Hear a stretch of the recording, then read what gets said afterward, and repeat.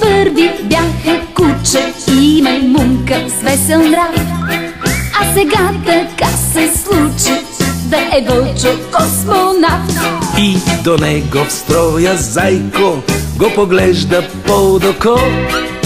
Вълчо, стая за петайка, тежкоти и горко. Ну пагади, ну пагади, ну пагади. Хей, Вълчо, дръж се ти!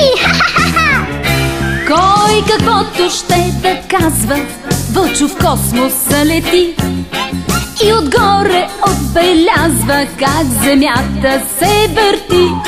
Литва втората ракета, всички чакат с интерес.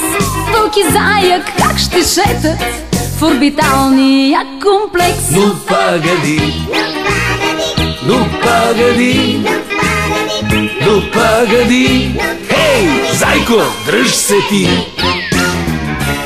Но в антената капризна май повреда има пак. Вълчо за ремонт излиза в космическия мрак. Ушопари сам опашка между падащи звезди, а надава рев юнашки. Зайко, ой, ну пагади, ну пагади, ну пагади, ну пагади. Хей, Зайко, дръж се ти! Зайко мига на парцали. Да шега ли е това? С вълк един такъв нахален да излезеш на глава. Но страха си превъзмогва и изпъчва сам гърди.